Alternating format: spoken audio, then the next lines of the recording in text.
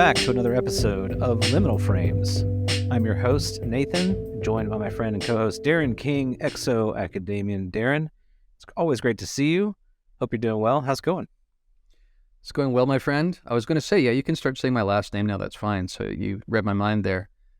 Doing well. We both noted that it's been crazy windy here in Western North Carolina, which last time I touched on our allergies, they're only, increased since then. I think they're getting close to peak level, Yeah. but we'll make it through this episode. I'm doing well. How are you, my friend? I'm good. Yeah, if I had been in the kite flying or kite selling business, I would have been having a great week here because it has been just crazy windy.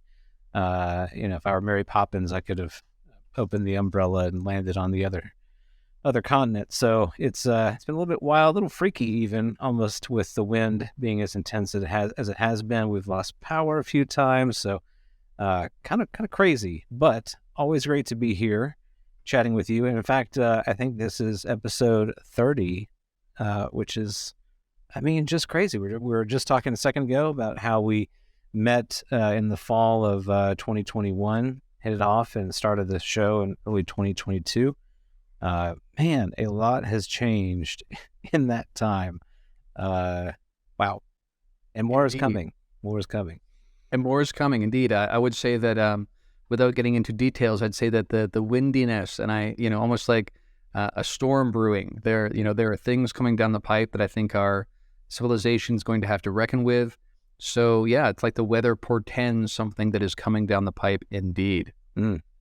Yes, ominous indeed. Well, it's going to be a fun show tonight. We're going to talk about something that we've not spent a whole show on thus far, but I think is really intriguing, has a lot of implications, and quite frankly, isn't talked about as much in the broader ufological community. And I think we'll delve into some of the reasons why that may be the case as well. And that's dealing with this extratempestrial hypothesis. And so I wanted you to kind of set us off here, set the stage. What does it mean? What is the extratempestrial hypothesis? Who is putting that forward? Unpack it for us. So that particular term applied to this notion is from Michael Masters. He's written several books now. He's written 2 books that have been published, and a third one is coming. And he's a friend of mine, and I've talked to him about this hypothesis, and we've had some great conversations. He's done a great job really speaking to the legitimacy of this hypothesis to explain much of the UFO phenomenon. And to the point that you raised there, when we think about, Kirkpatrick saying there's no credible evidence for extraterrestrial technology and whatnot, right? There is no mention of the other possibilities. We said that, right? Like the ultra-terrestrial, the crypto-terrestrial, the interdimensional, and perhaps the least of a leap in terms of what would entail this being the case is the extratempestrial hypothesis. Now, that's a term that Mike came up with. He sort of just replaced the terrestrial part with tempestrial. So the extra aspect would be in time, not space, in terms of the focus. But as we get into tonight, that doesn't preclude the possibility that they're also extraterrestrial. But this notion of a future human hypothesis and the notion that some of these apparent spacecraft might be better described as time travel vehicles goes back well before Mike, actually. And in his book, The Extratempestrial Model, which is his second book, which I highly recommend people read, he gets into just how far back this goes and how many people have talked about this as a possibility. And we have often quoted Jacques Vallée here when he says the one thing the UFO phenomenon teaches us is that we do not understand space-time. So that being the case, a manipulation of space-time altogether definitely seems to be in play here. We see elements of this, right? So this is the notion we'll get into. I'm going to read some quotes from this book. We're going to talk about some of the different implications of this. Definitely look at some of the evidence for this being the case. But what's compelling about this argument is that, again, Mike Masters is an evolutionary biologist, right? Someone who specializes in this, who did their PhD in this, has a specialty in the hominin line, knows very specifically about the trajectory of evolution, can look at the history from the chimpanzees up to us kind of thing and the ancestors that predated both of those. And as he made the point in his first book, when he first saw the front cover of Communion, Whitley Strieber's Communion, which was this like groundbreaking book when it came out, he saw what looked to be like a form that if you lined up 3 photos, you'd have a chimpanzee, you'd have a modern human being, and you'd have a quote-unquote gray alien. And those 3 to him looked like 3 ancestors, like 3 forms that were part of a single lineage. That's what he actually saw when he looked at it. So that's what we're going to get into, is this notion that some of the gray aliens anyway, and some of the others as well, because there's different ones that seem to have a connection to Earth forms, that these various others, at least some of them, may be us from the future. Ooh, it's a lot to deal with, right? I mean, I'm fascinated by this hypothesis. I'm also have some mixed emotions about it because, and I think some people do as well, because it, in some ways, it's a little less thrilling if they're just us from the future than it would be to say they came from another star system, another galaxy, another universe, another dimension, or that they were somehow like a separate lineage or species of us on our planet that we just haven't interacted with for a very long time. So it feels almost a little less glamorous, which is a strange way of critiquing it. It's not really a critique at all. It's just almost like a visceral reaction to it.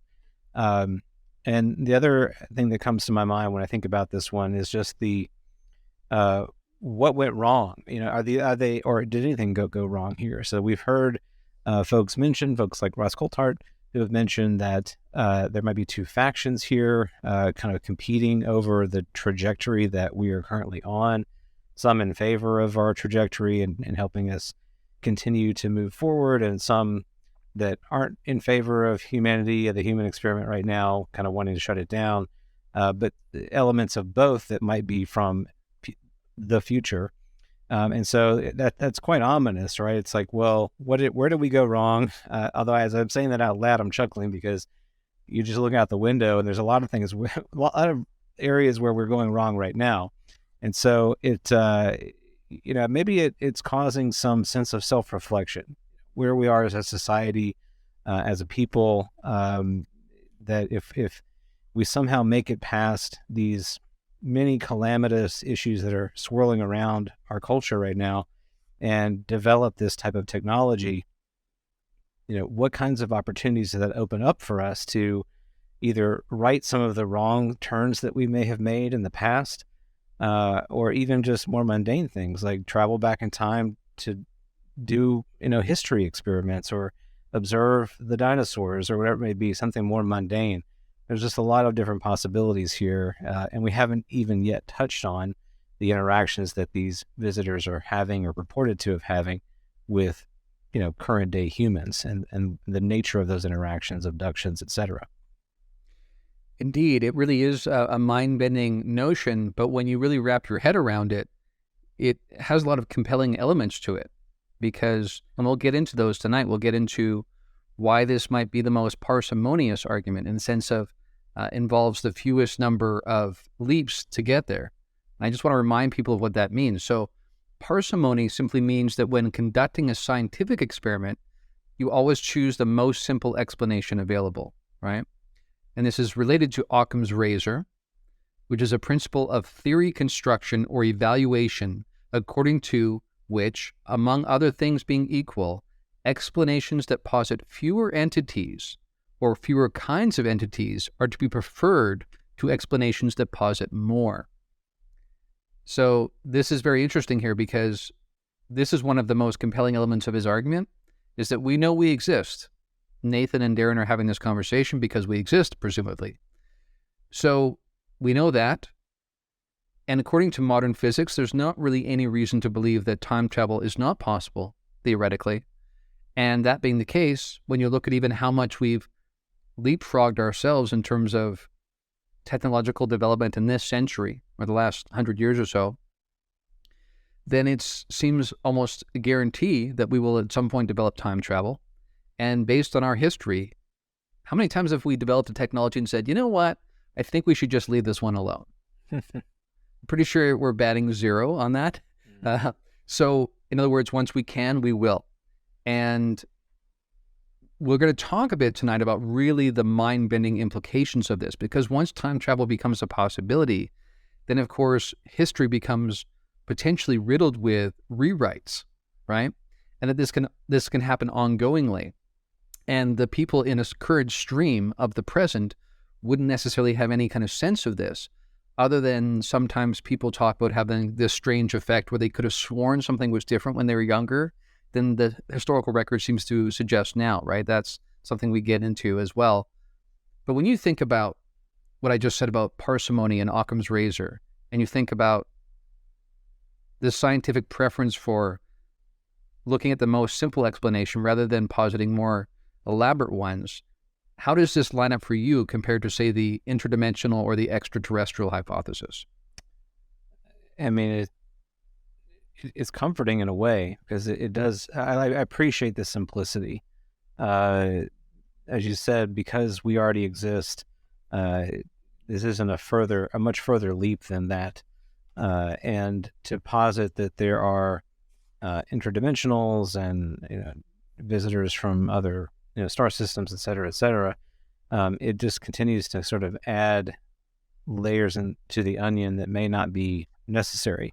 We're already as well kind of on this technological trajectory where it's not too hard to imagine that we could achieve this capability.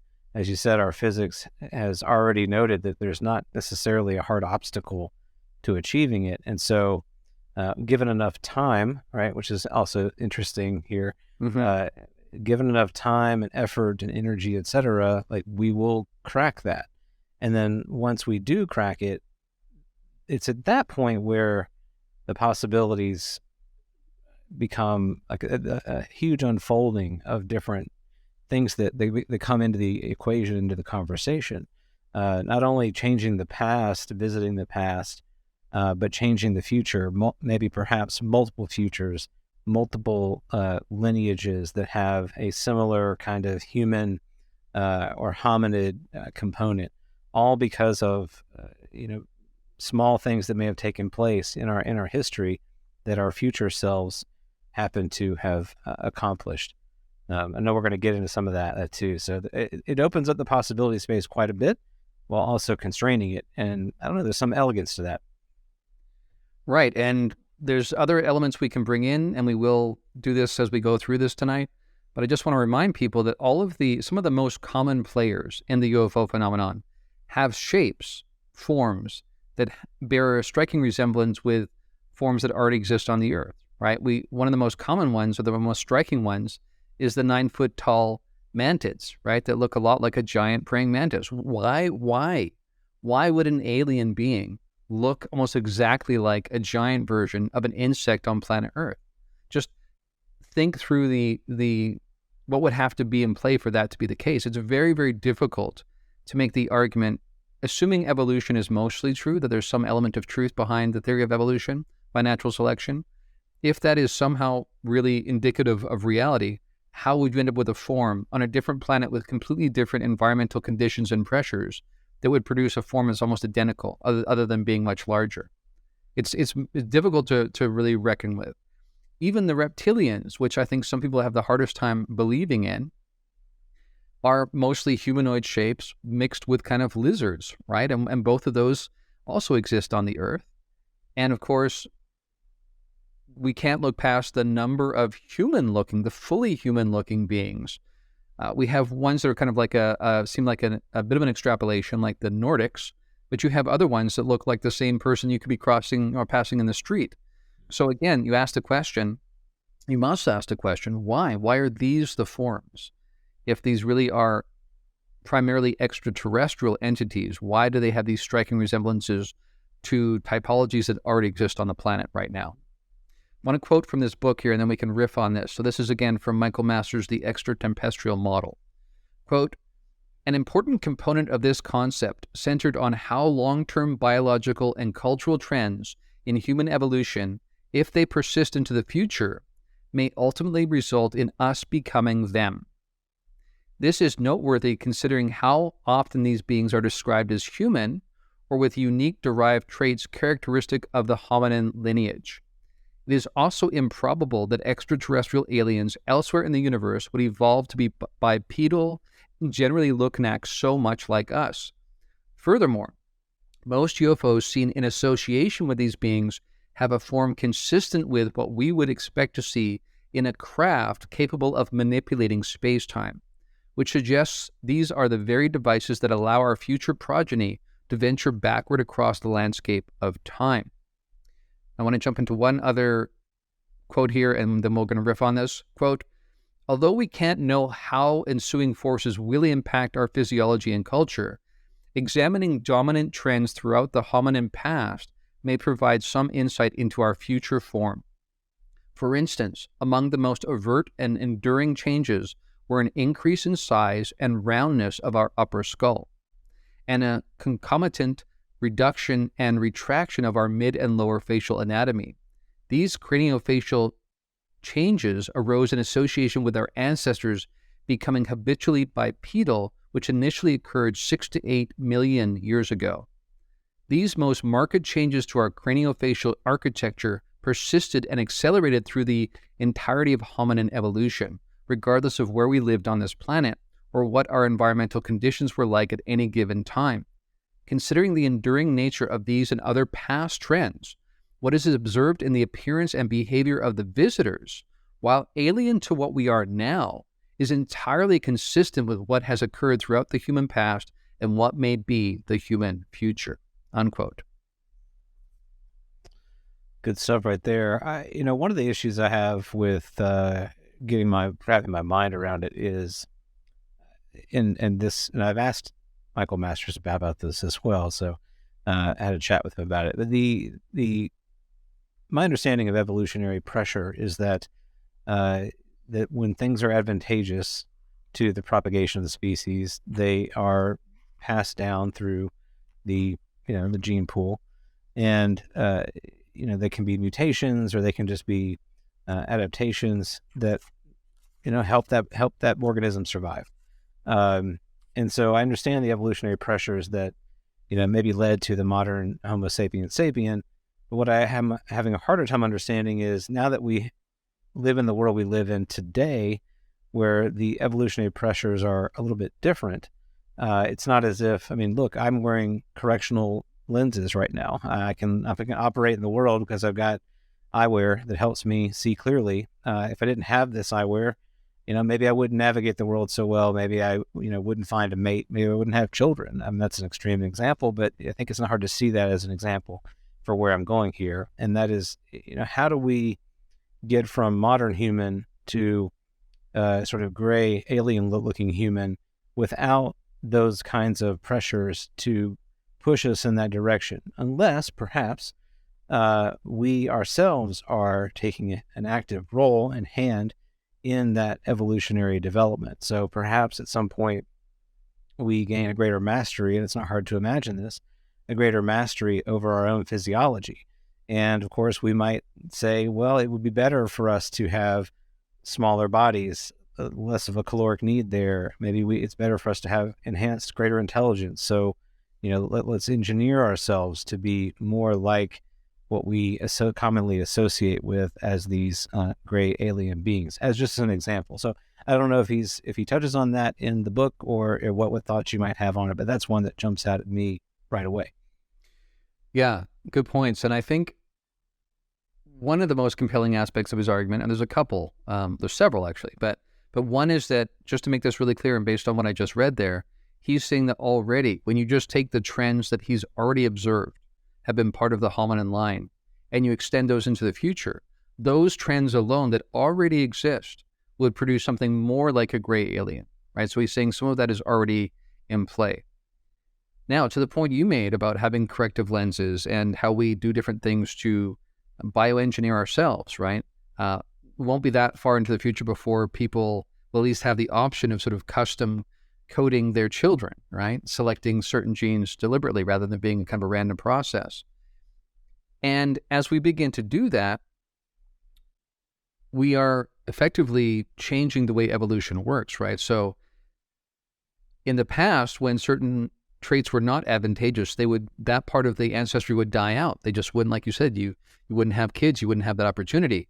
Now we're able to circumvent that process and actually allow people with maybe less survival-oriented genes on their own find ways around that.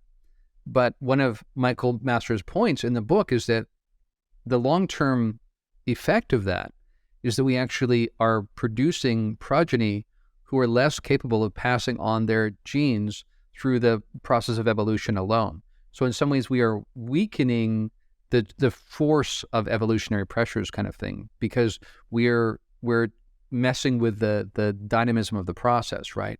And he also notes that we've seen this massive decline in sperm counts.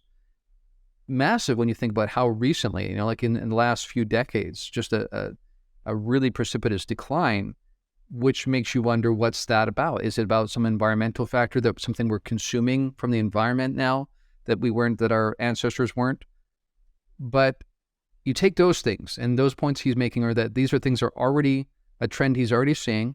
We're talking about some of the ways that we're beginning to bioengineer our future.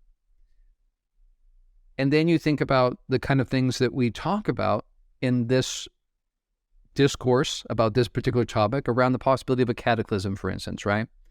And the notion with a cataclysm is if it involves some sort of object from space colliding with the Earth, in which you would have this huge cloud sort of cover the surface of the planet, which would reduce the temperature, would greatly reduce the amount of sunlight coming through.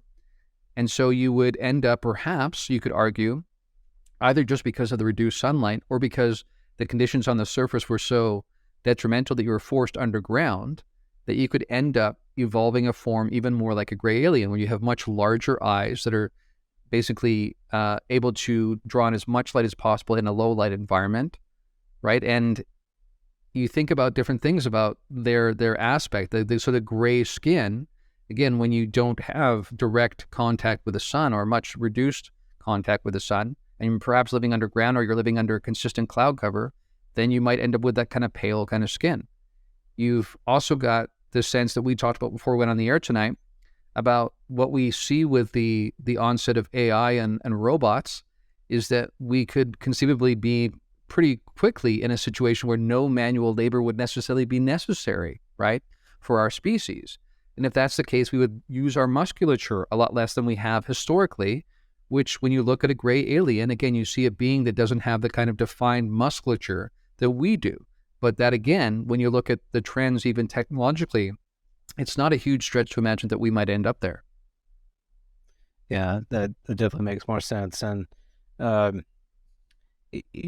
there's another part of this argument that makes me a little bit sad, because I think a lot, and we've touched on this a little bit in some other episodes, but from all outward appearances, the interactions with, and I'm picking on the grays here, so get to the other ones, I'm sure.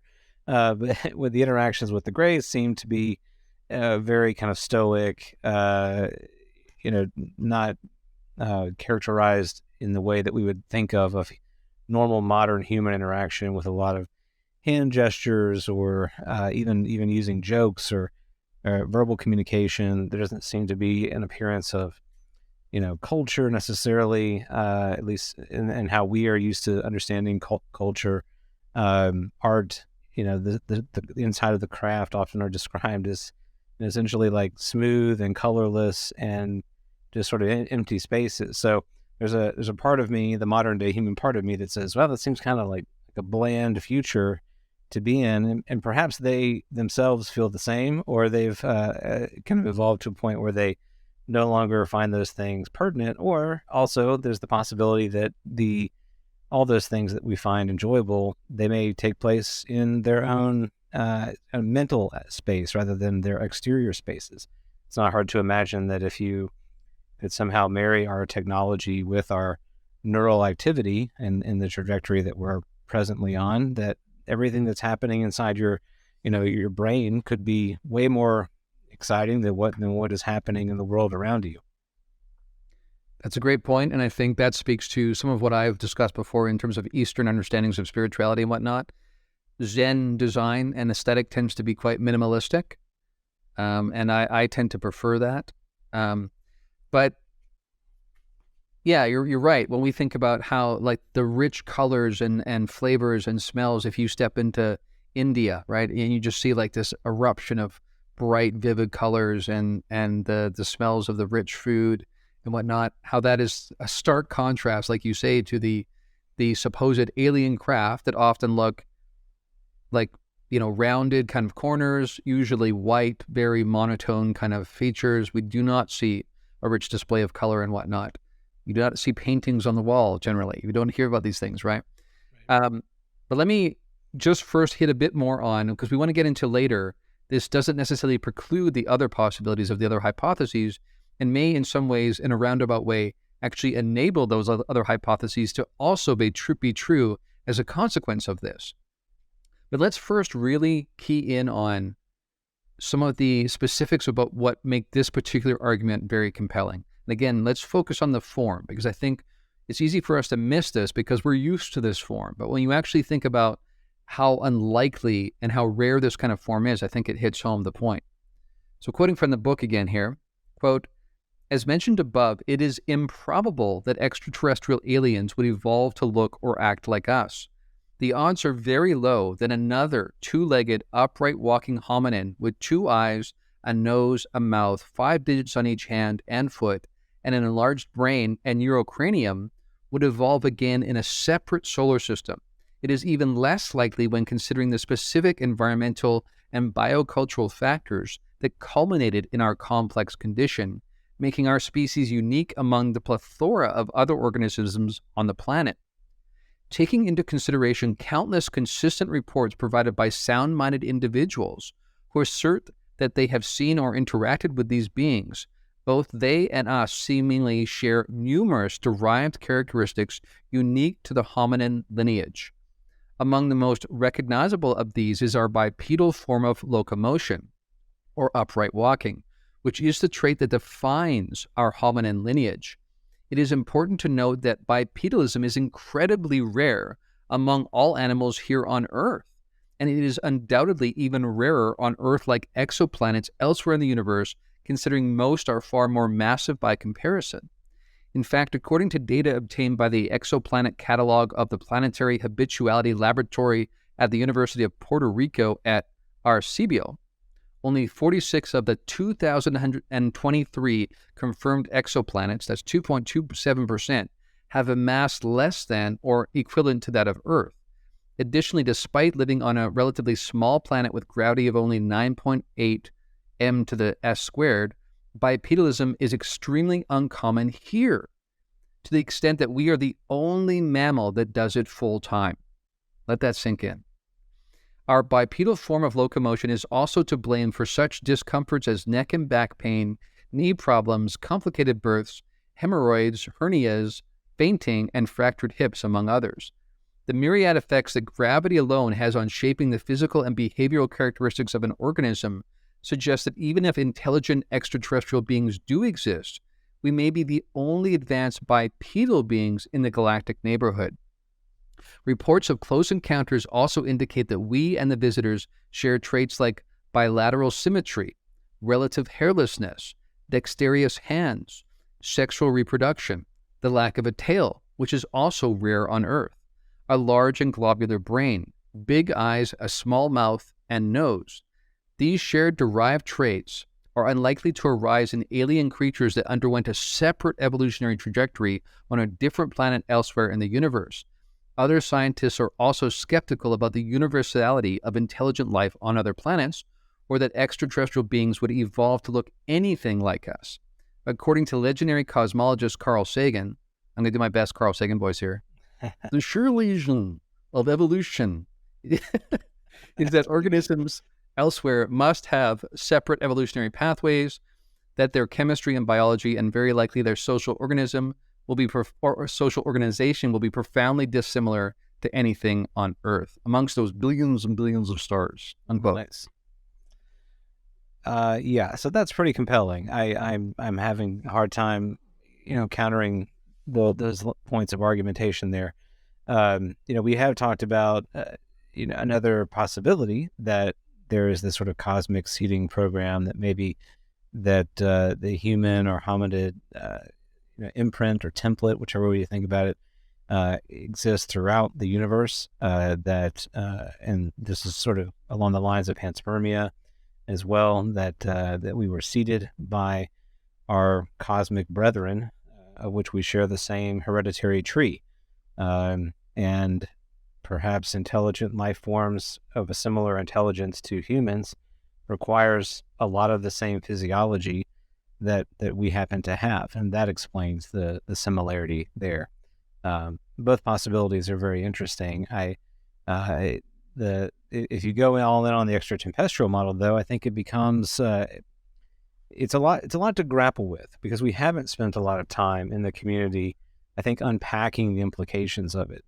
And we also don't like this notion. First of all, we're bad at understanding time generally, right? So let's get that out there, just on the table. We're not good at understanding time. If now you're telling me that time can be messed with, then I get really uncomfortable, right? So what exactly are you going to mess with? You're going to mess with my family tree. You're going to mess with my culture. You're going to mess with, all these different things. And where does it stop? That's the other question, is how much interference is really happening there. Is it continuous? Is it every once in a while? So how much has our past been altered? How much has our future been altered? Once these, I guess, once the meddlings begin, then how many different branches are then created by the mere fact of meddling to begin with? Right. So could that mere one act of change in the past cause the different kinds of beings that we happen to see? Right. So maybe one interaction from our future selves traveling back in time, where the mantis archetype was really prevalent, like gave them a leg up somehow, and that led to their dominance on Earth at I don't know if I want to say a parallel time to ours, but resulted in the 9-foot mantis beings that we've heard about. So it just changes the way you think about all of these different beings and interactions. And I think it becomes exciting, but just in totally different ways than what you conventionally think of. Because I conventionally think, oh, there's mantis beings from some other planet that I've not visited that would be cool to visit. They have a whole different, way of looking at things, and we could travel there, et cetera. But now you're telling me, well, no, they actually evolved on the same planet that we did, just in some sort of different temporal line. Yeah, a lot of points you touched on there, and I think we should try to unpack each of those. There's so much to go into in this. And again, I just want to make clear to people, we're not saying we're landing here. This is one of the different hypotheses to consider. It has many compelling elements. And again, it doesn't preclude the possibility of other kinds of beings here that perhaps don't have a direct lineage connected to us. And I think, again, my general tendency is to say more is more likely, that I think life finds a way, as they say in Jurassic Park, the Jeff Goldblum character. I think that's likely the case. And I think sometimes the arguments that are made against the notion of extraterrestrials, for instance, that they're too far away and it would take too long to get here, I think those are remarkably silly arguments, actually. When you look at, I just saw today, someone showed a graphic of the Wright brothers creating the very first aircraft, and then they showed us planting the American flag on the moon. And that happened within 66 years. 66 years from the Wright brothers first creating some sort of contraption that barely got off the ground and didn't kill somebody, to us landing on the moon. 66 years.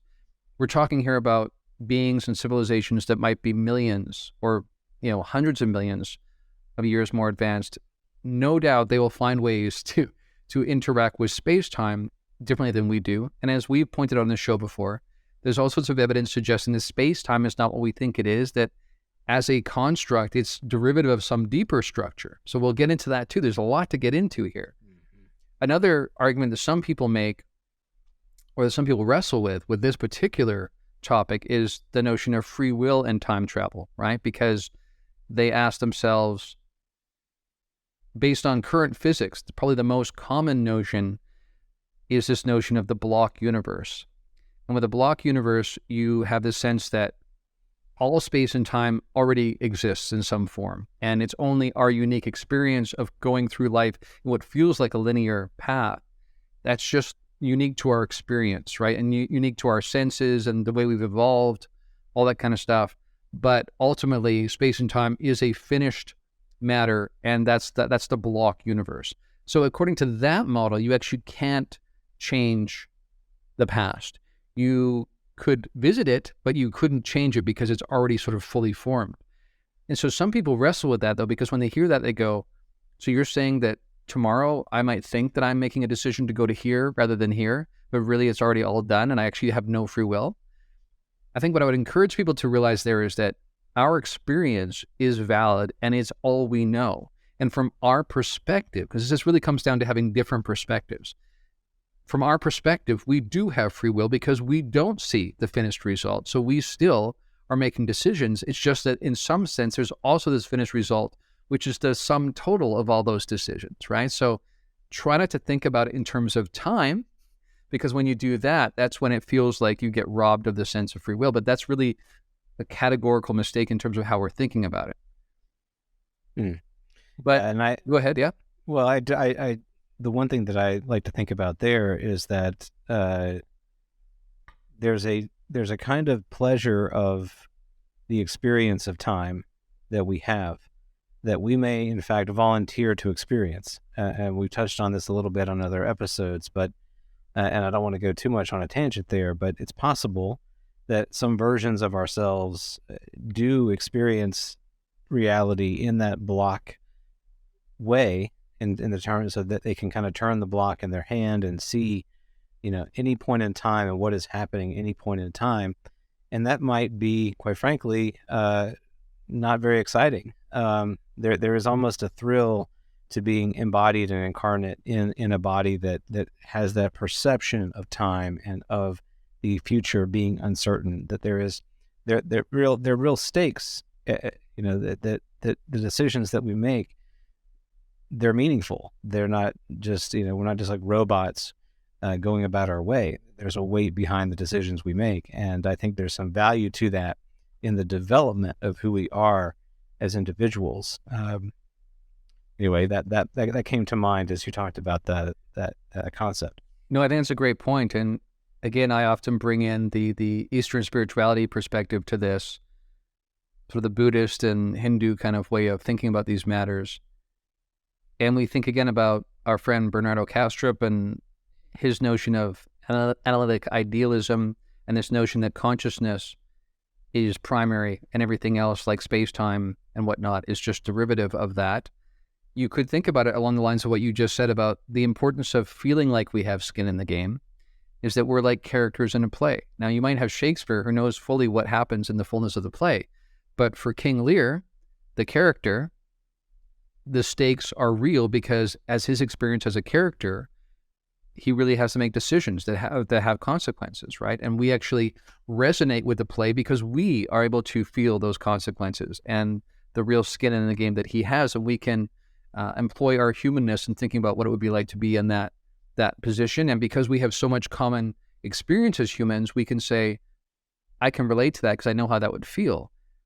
And we're saying that both of those are true, that from a absolute point of view, you can say it's all done. So even outside of the block universe notion, there's a sense in Eastern spirituality that everything is already complete as well, and everything's actually perfect, right? And so you have this notion there, but again, from a relative point of view, you have to have meaningful experience that has actual felt consequences, because that's actually what allows for the evolution of consciousness. So here, the point being that sort of turns on its head this notion that physicalism is actually primary, right? That physical stuff actually is the ultimate nature of all that is, and actually says, no, those things are created in order to create these stage plays that allow for the evolution of consciousness in these different relative, but still meaningful sort of stage plays. And so that's sort of what we're talking about here.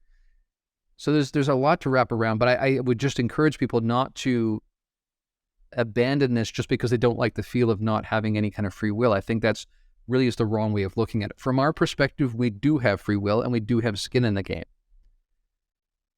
But when you think about how this sits for you after what we talked about at this point, does it feel less miraculous or less awe-inspiring to you does it answer the question of, are we alone, differently for you when you think about the possibility, before we get to the other hypotheses, of this notion that these beings, on the one hand, they're connected to us, we feel a kind of familial connection, but it also means that they're not necessarily coming from Andromeda, or, although we'll get into how that can also be the case. But assuming for a second we take that out of it, how does it land for you? Does it feel as awe-inspiring, as much of a real changing of a chapter or changing of a page, or does it seem somehow like it brings everything down and becomes less grand than it would be otherwise? What it strikes me as strange in the way that the future would be strange, that oftentimes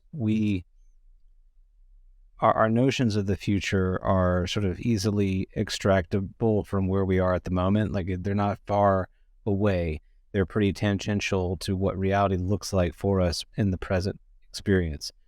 But this concept of time travel as a real thing opens up so many different possibilities to a weird future, to a weird reality, that there's something that rings true to me about that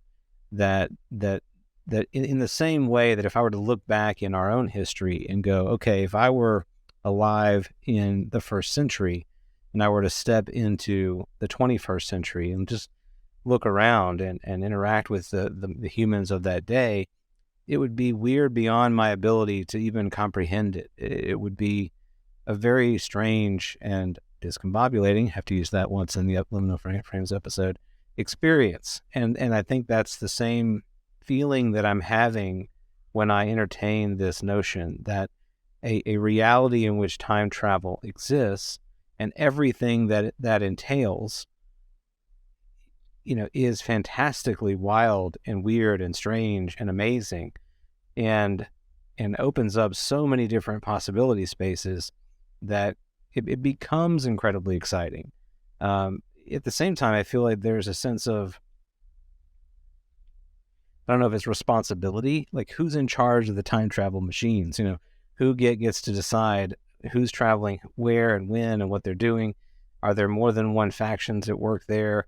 Once you start kind of going off in different timelines, and depending on how far you're going into the past, into the future, returning to the present, et cetera, it's almost like every time that you make that jump, a big change has occurred when you return to, quote unquote, your present, such that it may look alien to you in many, many different ways. And that could explain the kind of wide variety of experiences that are in the literature, not only of beings, but of behaviors, et cetera. But at the same time, they have, like you said, some similar qualities and characteristics, because the Earth is essentially home base for all of this. It's the nexus for all of this activity. It holds a special place, and that is pretty neat to think about as the cradle of this diversity of life and experience. Right, and what if you even think about it in terms of this? So because there is just an immense spatial structure to the cosmos. Again, we're going to get to, I think, how space and time are not ultimately real in some sense, but the appearances, anyway, of a universe that is so massive that actually, when we talk about the universe, we actually should be talking about the observable universe, right? Because the universe is so massive that many, many, many aspects of it, the star systems and galaxies, are so far away that the light hasn't even had a chance to get to us yet since the beginning of the cosmos, according to the current model. So that is astonishing, even when you try to wrap your human mind around that, right? If someone says, well, why wouldn't I be able to see that far away? Is it because they're too dim? It's like, no, actually the light hasn't even had enough time to get to us to create the visual impression of there being a star there or a planet, right? Which, again, is really mind-blowing. But I think we also should reckon with some of the common complaints that people lift up in terms of why time travel couldn't happen, right? So one of them is the grandfather paradox, right? This notion that something seems off here, because if you go back into the past and kill your grandfather before he has the chance to meet your grandmother and conceive your father, how did you ever become born to go back and kill your grandfather, right? We have these kinds of things. And from there, we have this notion of one of the ways that that's dealt with is this notion of the many worlds interpretation of quantum mechanics, where we have like multiple parallel universes kind of thing.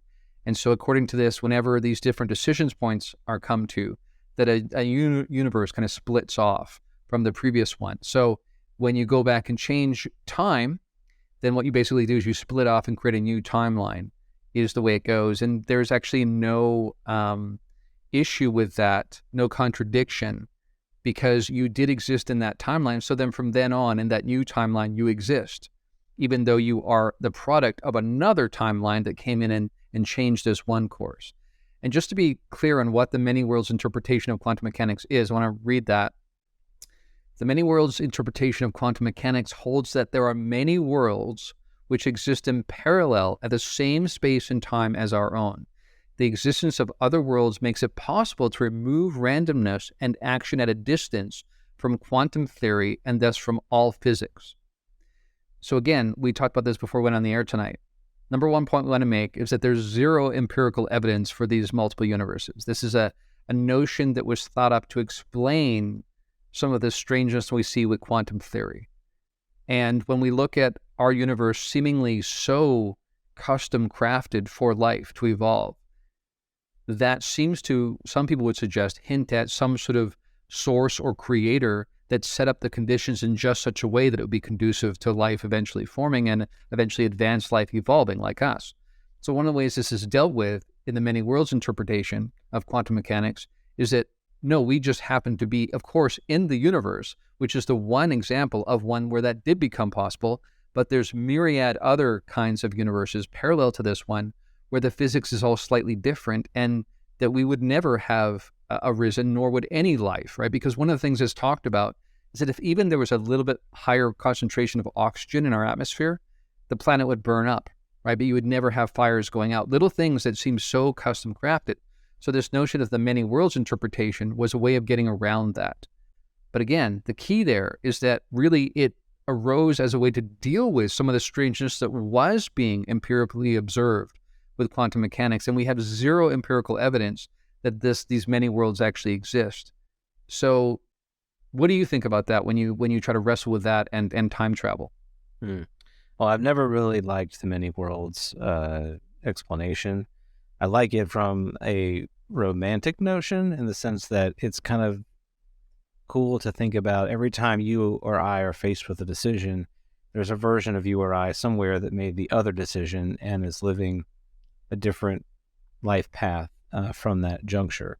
And so where that is sort of a fun notion to entertain for me is just thinking about all the things that in your own life where you look back and like, what if I did this? What if I did that? And I think, well, there's a version of Nathan somewhere out in another world that is living the consequences of that choice. And we'll just let that Nathan enjoy the experience that it's having parallel to my own, right?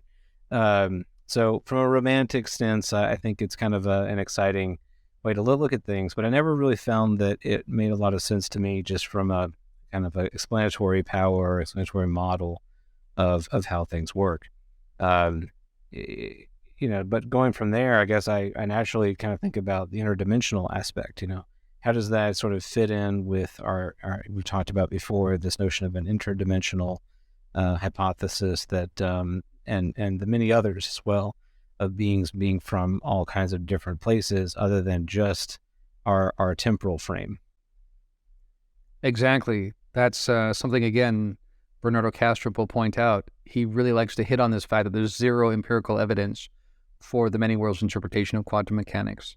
And again, part of that notion is fueled by this desire to make physical stuff the ultimate nature of reality, right? So that the way that you handle that is to say, well, the way we can make sense of this is that basically when you have a quantum experiment where two possibilities exist or multiple possibilities, actually what happens, but we're not aware of it, is that all possible, possibilities are fulfilled in different universes. That's basically the notion there, that if something could be heads or tails every time you flip a coin, There's one reality created where it was a head, one reality where it was a tail. And you just imagine the notion is that scales out for every single decision point, that every possible eventuality does become a separate universe, basically. But again, it's a tidy way of dealing with some complexity, but again, we have zero empirical evidence for it. And Bernardo's point would be that it also hinges on this notion that physical reality is the ultimate nature of reality. But actually, if consciousness is the substrate which gives rise to what appears like physical reality, then you could think about different dimensions, more like different mindscapes or mind spaces, right? Different dreams that beings exist in. Almost like you have an ultimate mind in which these different dreams and visions are imagined. And as soon as that happens, then you have a reality that reflects that. And you have beings that have the appearance of what feels like a physical reality. This relates to what I've said before, where I've had lucid dreams where I become lucid in them, meaning that you recognize that you're in a dream. And I've gone about that world trying to see how physical it feels in comparison to this waking reality. And I've not been able to distinguish any way of knowing that that is actually just a dreamscape and not, quote unquote, the real world. I can, as I've said before, rub my palm up against a rough brick wall and feel the tearing of my skin. I can get down and smell the grass and almost like feel like myself having an allergic reaction from allergies. And I can see like microscopically all of the different elements of the soil and little bugs walking across the grass. So it feels completely consistent and coherent as a physical reality. So the notion there again is that once you've had that experience, you come back to this one and you go, if I can't in any empirical way, based on what I'm actually trying in my own experiments, demonstrate that that's a dreamscape and not a physical world, then how can I do that here any better? And I really can't. So this really makes me think about this, and that I really do think the way we think about space and time is different when we have this consciousness as primary piece. And I do want to get into the fact that space-time, as we've said before, according to Nima Arkani Hamed, often quoted by Donald Hoffman, space-time is doomed. So let's unpack this for a little bit. So the notion here is not that space-time is going to blow up. What he means is that as a model, as an explanatory model for reality, it has already been shown to be untenable. We already have enough evidence, data, math, the implications of the math to suggest that there must be a reality that is deeper than what we perceive as space-time and things like quantum theory. And from this deeper structure, you get the derivative appearances of things like space-time and quantum theory.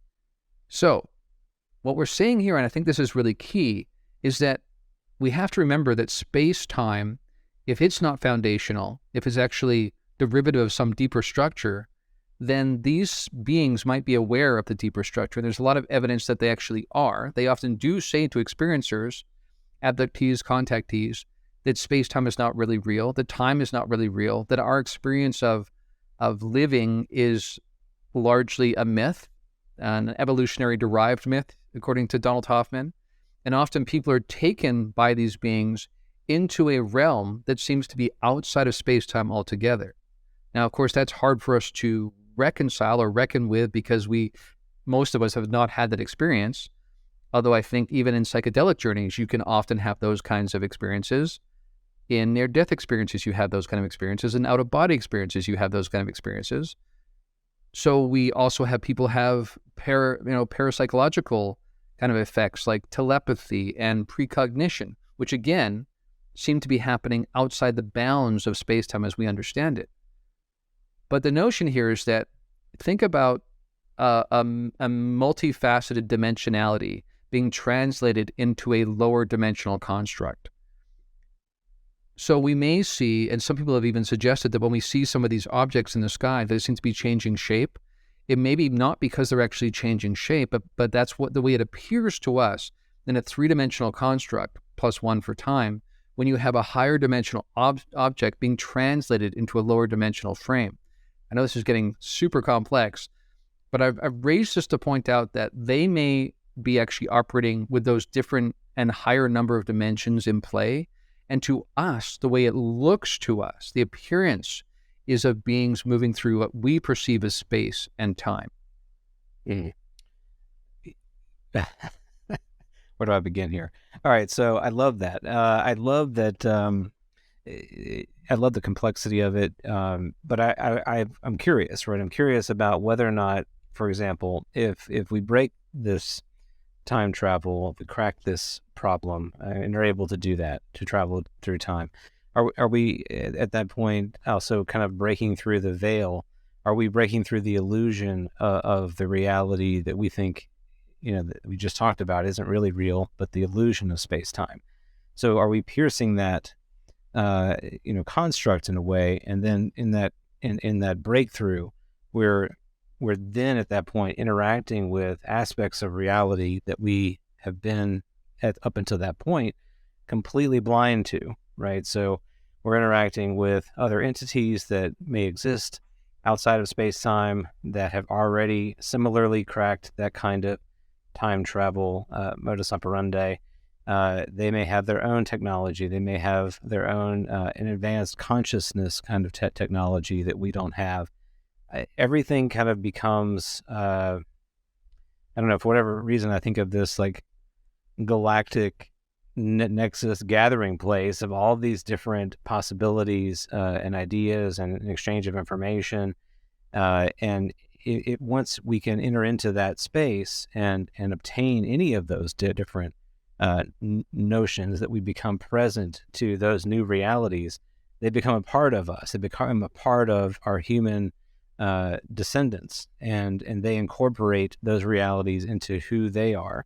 And then they're bringing that with them as they come back to the time that they left, or go back further in time to their ancestors. And you can see how just that any interaction at that point, like if you left today and you left on a time travel mission and came back and interacted with me, you would have encountered things and would be a completely different person than the person I know you to be now.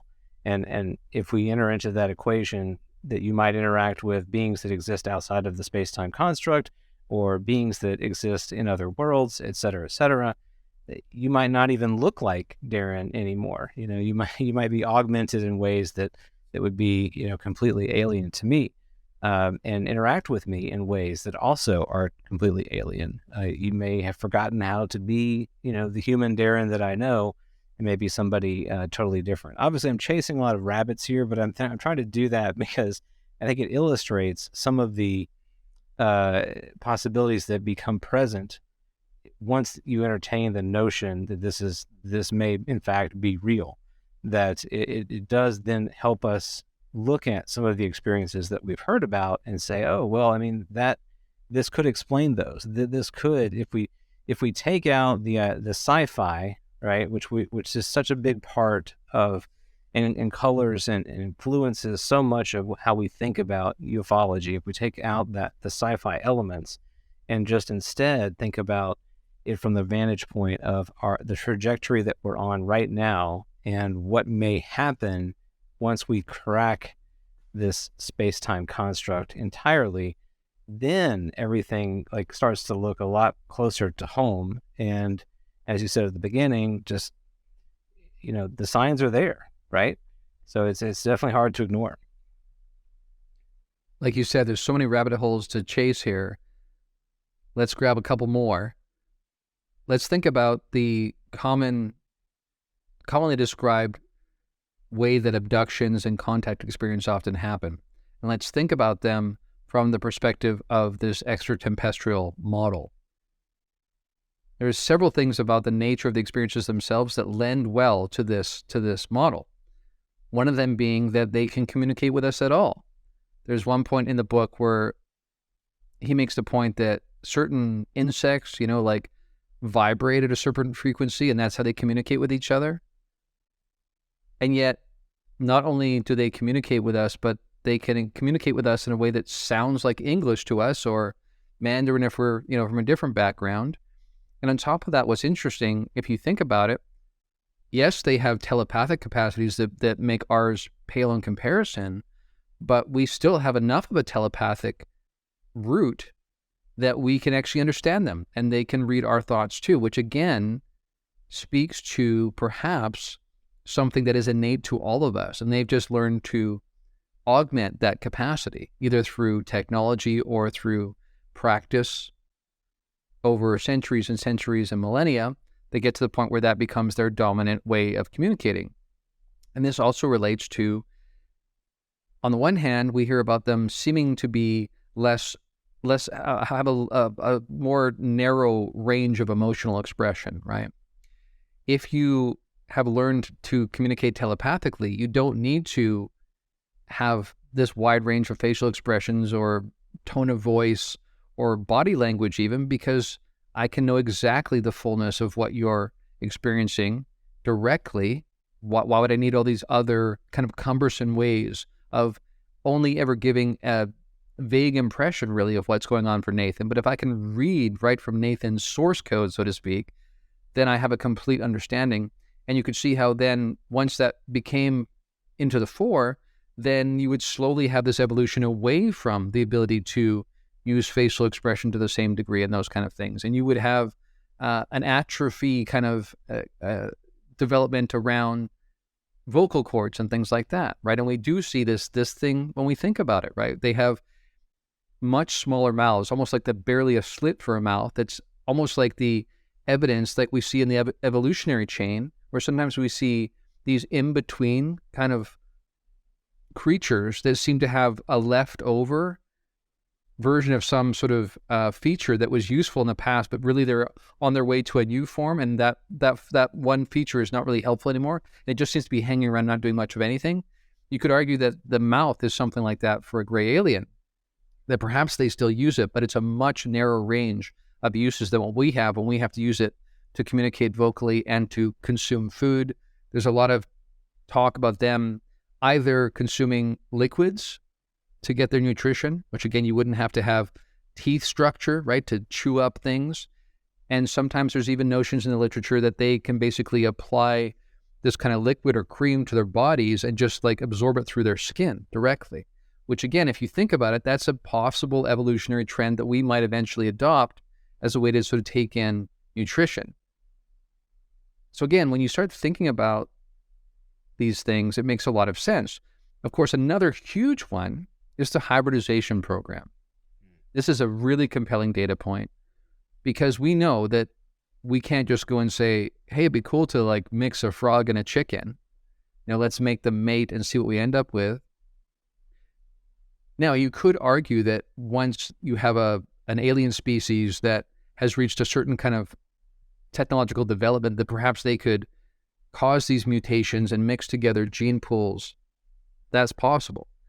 But often in the literature, it's not just these kind of test tube genetic experiments, but actually full-on mating sessions where a human being is asked to mate with some sort of other humanoid kind of being. And again, you just can't do that with a frog and a chicken. You can only do it with species, as far as we understand, that have some sort of common lineage, that the genetic codes can kind of line up. So that alone speaks to the fact that they must be related to us in some way. We also have notions like their lack of emotional range. They sometimes suggest, according to the literature, is something that they decided basically. So before we talked about bioengineering our own future, there's discussion from them that was a conscious decision because they saw that a lot of the problems that human society created was because of our volatile emotional nature. And so they made a decision at some point to become more Spock-like, more like Vulcans, try to make decisions logically. But to the point where they perhaps even regretted how far that went, and they felt like they had lost something in the process. And so part of the hybridization program is not just to help us, but to also help them, to create perhaps a new type of being that takes the best of what they consider them to be and the best of what we are, and actually create a third option that almost creates a new timeline in a way, if you think about it, because it creates a new possibility that had never happened naturally. What do you think about that?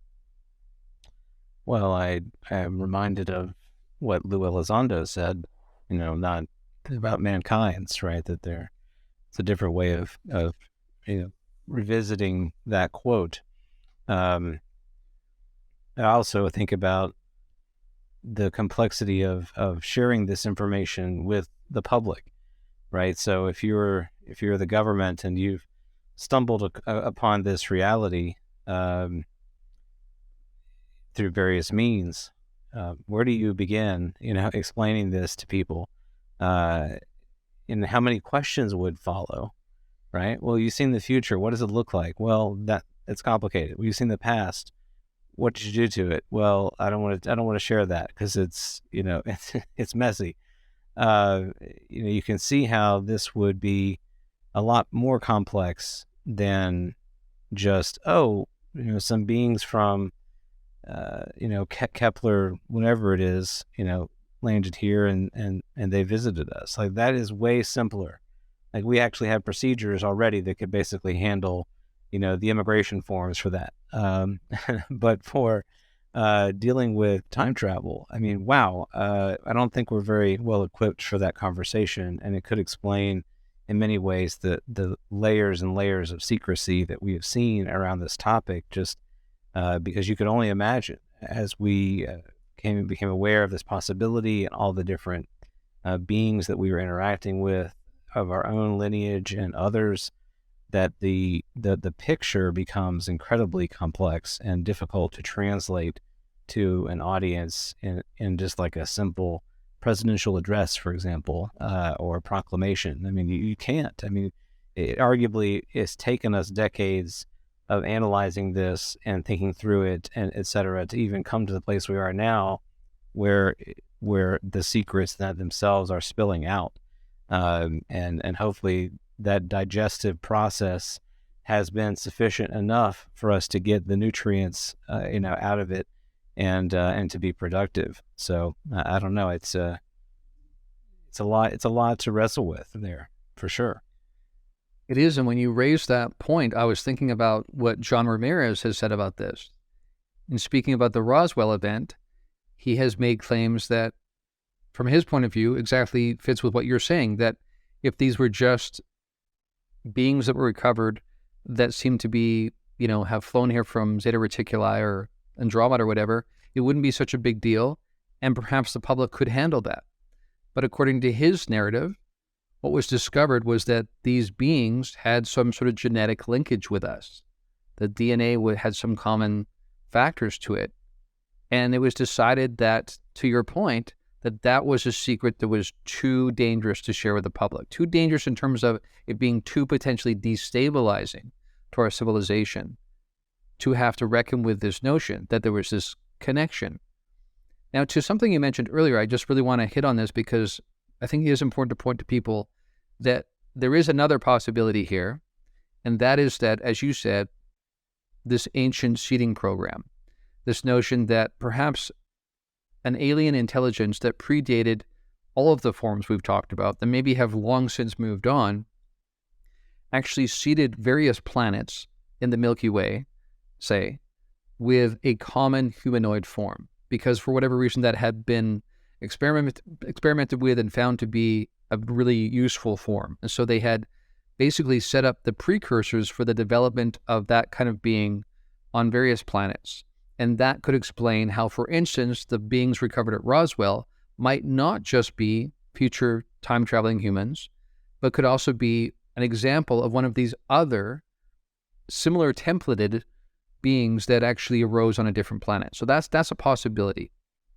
There's another possibility called convergent evolution.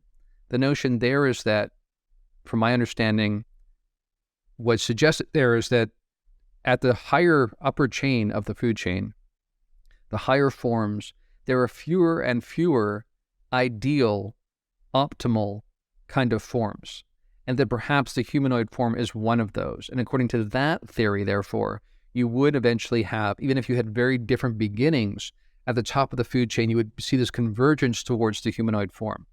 That has been suggested. I am not an evolutionary biologist like Mike is, and so I lean on his expertise in saying that while that is a possibility, that's much less likely. And in terms of the cosmic seeding program, I think it's very much a possibility. Again, according to the narrative, there were some distinct differences between these graves that were recovered, or these beings that were recovered at Roswell. They had some organs that were different than ours and in different places. when the autopsy was done. But again, there was this distinct notion that they did have some DNA in common with us. And this indeed was why the secret was not shared and was locked up for decades, because suddenly, like you said, the implications become much more drastic. Because if it's true that time travel exists, then you begin to wonder about all sorts of things. And like you said earlier, you hinted at, what are the rules? Are there rules? Is there some sort of, agency of temporal affairs in the future that actually you have to file a form and say, I'd like to go back to 1956 and I want to do this. What steps are you going to take to not interfere with the timeline? Well, I plan to do this. Okay, it's been approved or rejected.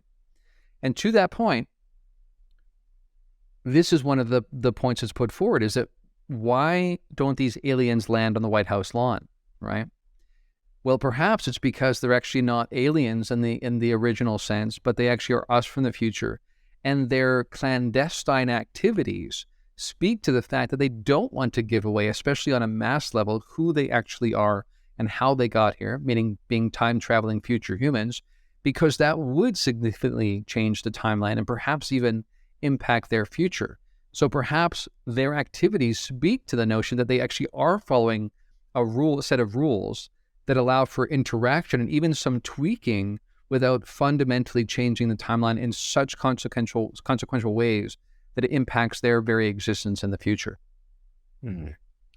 Right. And it also might help explain the competing factions that we've heard about, right? So you have some humans that might be nearer to us in the evolutionary chain that initially cracked this ability, and they're maybe more pro Homo sapiens sapien, but their progeny in many generations after them makes further advances, and then they come back and have a different agenda at play for their ancestors. You could see how there could be some real competing factions at work there, not just from those different kinds of entities, but also competing with the state powers of the day, because we've also heard that there are some groups that work closely with the U.S. and some that work closely with Russia or China, etc. Maybe they are descendants of different sort of populations on the earth. I do wonder what a revelation like this might mean for modern day people, whether this would be something that would serve as that galvanizing moment to help unite us as a species, or whether it might actually further inflame some of the already existing tribalistic tendencies that we have. We tend to be very focused on rooting for our own home team, and if it comes out that this time-traveling species is a descendant from over here and not over there, we don't want to interact with them. We're going to kind of continue to dump money into our technological advancement at the expense of everyone else, and our competitive nature only kind of gets stoked further, and our tensions only increase. So that is a little bit concerning to me. But on the positive side, hey, it'd be cool to time travel, right? Like hop in the DeLorean, go back and see what the 1950s were like or something. Absolutely. You think about being an archaeologist or an anthropologist and say, wow, it's wild to think that there was a time where they had to dig into the ground and try and find fossils, rather than what we do now, which is we just go back to the Egyptian period and observe the building of the pyramids directly, right? Or something like that. Another piece that occurs to me that is enticing in terms of a possibility is in helping to explain some of the strange aspects of the historical literature that seem disjointed. It seems hard to fit them into our present reality. For instance, my labs, right? This sense that these strange, seemingly military-oriented endeavors that, on the one hand, people really recount having these experiences. They seem absolutely real to them. And these are credible people who don't tend to make things up. These are memories they have, and they seem to involve human governments. At the same time, when people look into this possibility, it seems like sometimes a bit of a stretch based on the current configuration of our military and our governments. But if you bring the time travel piece in, then they could, so these particular experiencers, contactees, abductees, might be experiencing a configuration of military, government, and supposed alien groups that are actually just, again, a version of the Earth from the future, where you have different forms that have joined together, and that it is sometimes is a state-operated program, like a MyLabs, but a future version of MyLabs interacting with our reality. Because, for instance, even when it comes to some of these massive underground installations that people report visiting, we even think about people like Anjali that talk about going into a mountain, encountering what seems like an alien base in there. Now, are the only possibilities that either it's there or she's making it up, or it's there in a different dimension? Not necessarily. If time is malleable, then perhaps she was taken into a version of that mountain in the future, right? Or at least what would appear to us like the future.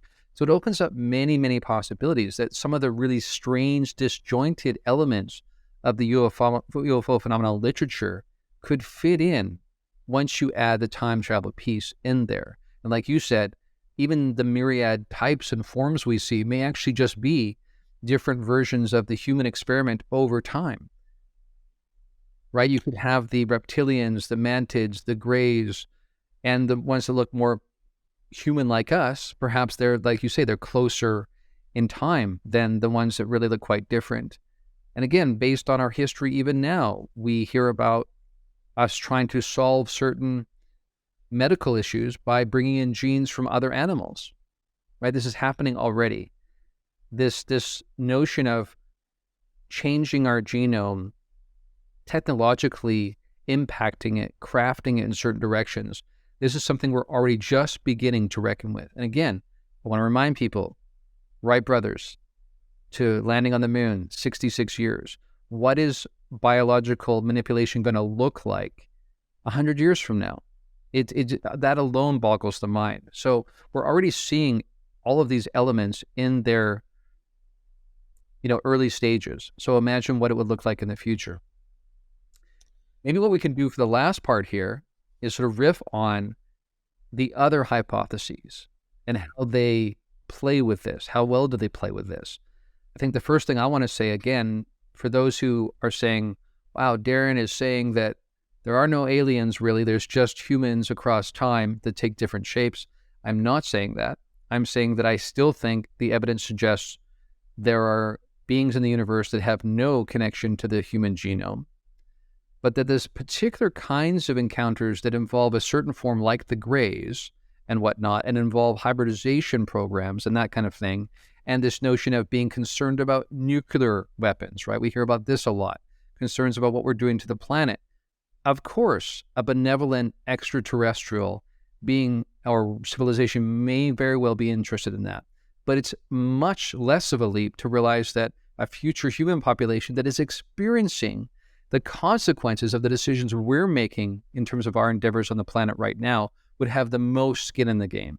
They would be coming back and saying, what are you doing? You can't do this. Why are they showing up in UFOs and practicing shutting down nuclear silos? Perhaps because it's us from the future already perhaps knowing about some sort of cataclysm that happens, and they are actually testing, going back and tweaking with the timeline to prevent that cataclysm because it did produce such a negative result, which, speaking to the point you made earlier in terms of the two factions that Ross Coulthard has talked about, and then I covered in 3 episodes on Point of Convergence last year. If you think about it, on the one hand, the one faction, the notion is they want to stop it because maybe they are the most forward-thinking in their perspective, and they recognize that in the big picture of the biosphere, this was a bad thing that happened. It's sometime in our near future, a nuclear apocalypse or something like that, which has so many negative consequences. So they're trying to help us prevent it. But you have another faction that says, wait a second, sure, maybe that wasn't great, but that's what gave birth to us. It's those environmental conditions that made us become the gray aliens we are, what you perceive as the gray aliens. And so to change that is to change our existence. And so we don't want that to happen. That fits with the narrative that has nothing to do with what Michael Masters is proposing here. It just has to do with the intelligence narrative that was being presented last year in terms of people like Ross saying that people he's known for 20 years, credible sources in the intelligence community that have never steered him wrong, were saying that these beings were us from the future here around the eventuality of this coming cataclysm, and they had two different perspectives on what should happen and working towards those ends.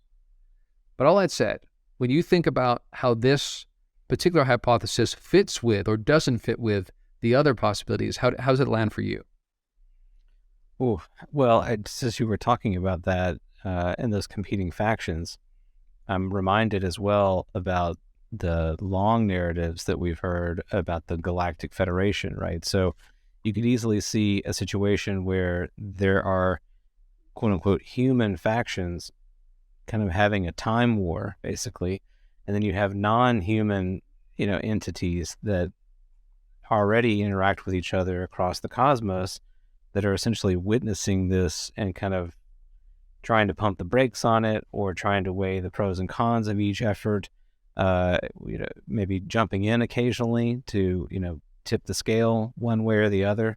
And that idea is, I think there's some merit for that. If you look in the literature, the experiencer accounts, that there is this notion that there's some other forces at play that aren't anthropocentric, in the ways that we've talked about with the extra-tempestral model here, that have a stake in the human story, but a very different stake than these two parties may have. So it honestly had never really occurred to me to think of it in this way, but now that I have, it's actually quite compelling, even that there might be these other beings that are even further along. Like they may have gone through this whole time war situation in their own history and have come out on the other end of that and learned of the follies and, the mistakes that were made in their own history, and are trying to kind of weigh in with some wise counsel here to help us navigate this, the strange technology that we have uncovered. So I don't know. For me, it's actually starting to fit kind of nicely with the other models. I don't know how well it fits necessarily with something like the crypto-terrestrial model or the ultra-terrestrial model, but I do tend to agree that a lot of things can be on the table at once here because reality has many, many layers to it. Indeed, as you were talking about the Galactic Federation there, it occurred to me that we often talk about what a mature civilization looks like, and that perhaps there's this notion that there's this sort of shielding around us to sort of look at us like a preschool class that needs to learn some lessons before we are exposed to some larger realities involving a larger galactic community. You could actually argue that, like you say, going through that phase of learning about time and how to manipulate it and the consequences of it is actually part of that process that happens prior to the introduction to the larger galactic community. Or at least perhaps the larger galactic community would try in its own ways to do this in a kind of clandestine way that doesn't overly impact a la the Prime Directive from Star Trek, while the civilization figures out how it's going to handle time and the implications of that. All that's possible.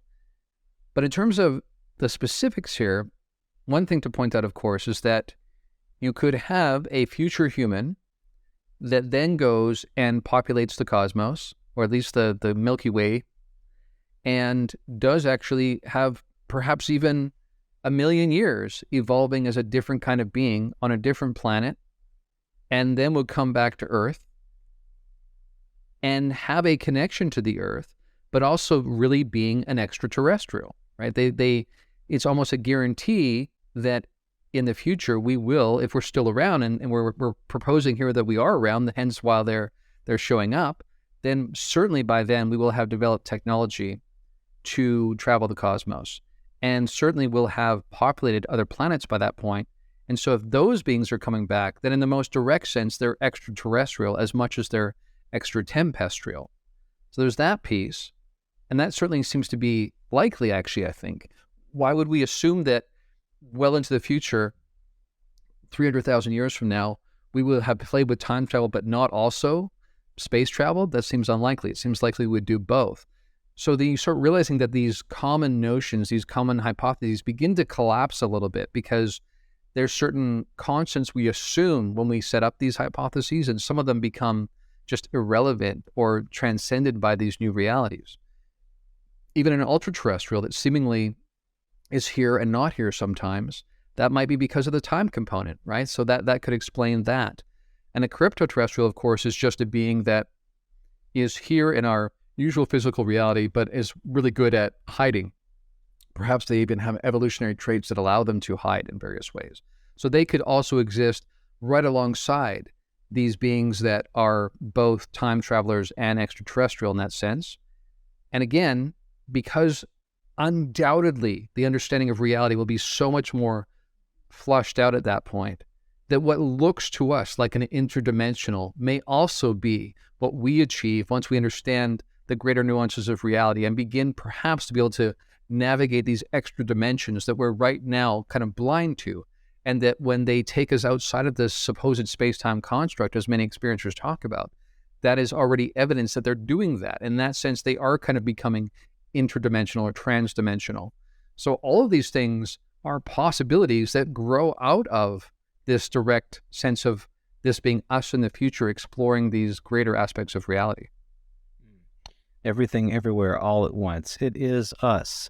It is us. It's all us. And that actually brings us back to something that we've talked about before, that with consciousness being fundamental, that we are a part of the same substrate of reality. We are all individuated expressions of that larger consciousness. It is us. It's us, and it's fractal, right? So it's us at every layer, but the way that it displays itself at those different layers is different. The way it presents itself in those different layers of reality is different. Its appearance has changed. Just like you said earlier, as the craft shifts and morphs in the sky, it's changing to us, but in a different layer of reality, it's not changing at all. It is what it is. So I think these models, to use the term collapse, is, I think, really apt. It's excellent.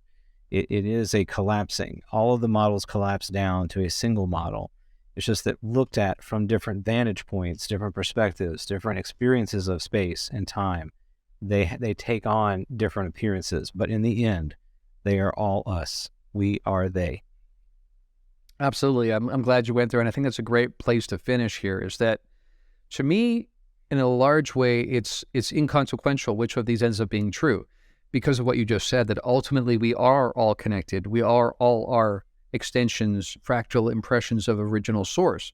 So whether or not this gray alien I'm interacting with is actually a descendant of mine, or this is actually a being that grew up and was an extension of a line from a different planet that had nothing to do with my line directly, ultimately, in the greatest sense of the word, we are all fractal impressions of source. And so that original mind is implanted into each of those. So this would not involve a cosmic seeding program in a physical way, but it would be like, again, thinking about consciousness as being primary, that original mind is expressed and seeded, if you will, across these different mindscapes, which end up appearing to us during a certain period of our evolution as the physical reality. And that's why we see things like space and time. But again, those ultimately being indicative of a deeper reality that is ultimately based in consciousness.